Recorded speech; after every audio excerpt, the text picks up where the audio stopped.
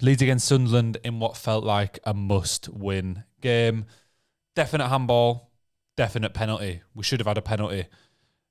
Sunderland player literally reaches up, punches it off of Rodon's head when he's about to win a header from a corner, but we don't get it. And that's not the issue with this game, and that's not the issue with Leeds at the minute. I don't want to spend too much time on the penalty. Should have been, we should have got it. But then you look back at the recent Hull game when we got that penalty, Somerville won, and we ended up picking the 3 points up there. But that performance as a whole, it wasn't amazing either. I think going into today, Leeds, before this fixture, a loss, a draw in the last 5. And we've just not been great. Sunderland coming into this, 2 losses, 2 draws and 1 win in their last 5. And you think, surely this is the game. Surely we've got to win this. There's no excuses.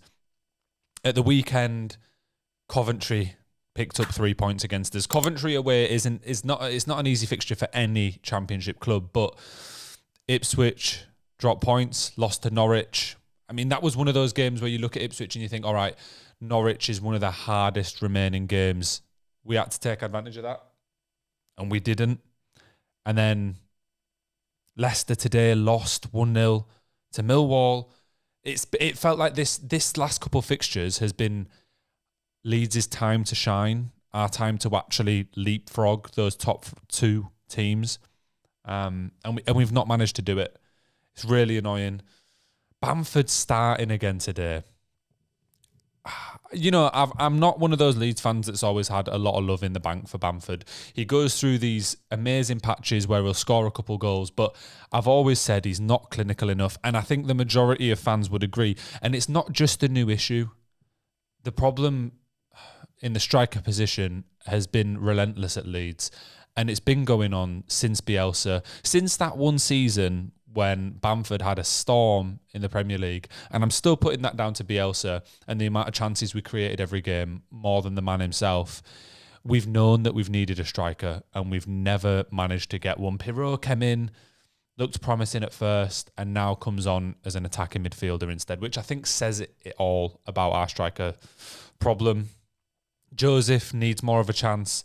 To be honest, the fact that Joseph didn't start today was an issue in itself. I don't know what that boy has to do to start, but then not only start, you could see at half-time, Bamford didn't have a good first half. He wasn't there. He wasn't at the races. I've had enough of this rhetoric, well, he holds the ball up well, you know, he does a lot off the ball. Fair enough. Like, you know, I'm not disagreeing with that. He does do a fair bit off the ball, and he does hold it up probably, 3 or 4 times in the first half, but you want a striker on who's going to scare the opposition, who's actually going to pose some kind of threat. And Bamford isn't that. When we're running down the wing, we've got pacey wingers, Dan James and Somerville. We've got our wingers are the best thing about Leeds United, and we can't really cross the ball in. Every time Somerville's trying to cut in, Dan James is trying to cut in, and if Dan James does put a cross in, most of the time it's not going to make it anyway. But even if it were to, you don't have any faith that Bamford's actually going to win the header. Today, the passing, I think that was the main problem. The passing today was truly atrocious. The amount of times we just handed the ball to Sunderland, it's baffling. The only time we actually managed to keep the ball is when we weren't being progressive, when we were just passing it round the back 4. There needed to be a little bit more urgency in there. It seemed like a direct pass forward was only coming from Firpo. Maybe Gruev tried it every now and then, but Firpo seemed to be our best progressive player in terms of, obviously, bar the attackers. And to be honest, I think Firpo this year has been one of our standout players. You've seen it in that Watford fixture not too long ago, that when Firpo come on, it changed the game. And who would have predicted it? Because the amount of slack that man used to get is off the charts. And now he's probably our best fullback, or at least has been this year. 70% possession today. Possession doesn't mean much when you don't do anything with it, though. 12 shots and only 1 on target. It was a couple weeks ago, Sunderland got peppered 5-1 by a relegation-threatened Blackburn. And then they come to Leeds United, 3rd in the table, one of the best attacks in the league, with 70% possession. To have 1 shot on target is just not... it's just not on. And this performance drop that's lasted a few games now, it simply can't continue. Especially when it's felt like this was our chance. This was our moment to solidify ourselves in that top 2. If we'd have won both games, Coventry and today, look at the position we'd be in.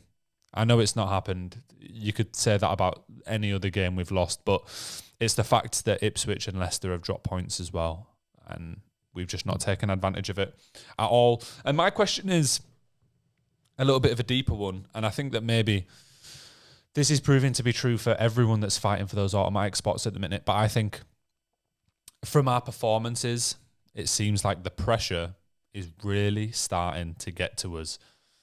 You can see it. You can see there's not enough confidence today. The number of times players were in good positions to have a crack at goal and didn't pull the trigger, tried taking someone else on, tried getting a slightly better angle, tried an extra pass for no particular reason.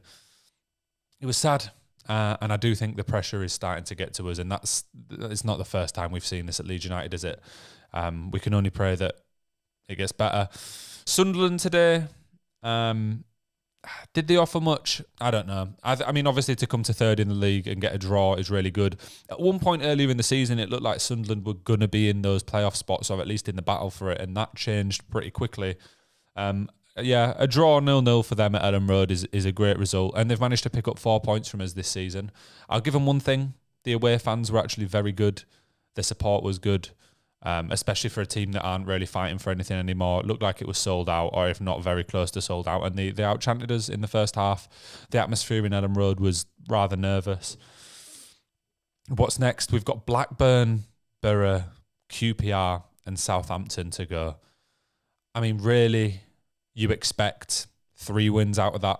I think Southampton's the most difficult game, and I've been saying for a little while now, I've probably said it on one of the past streams, Derby Day streams, that it'll all come down to that last game.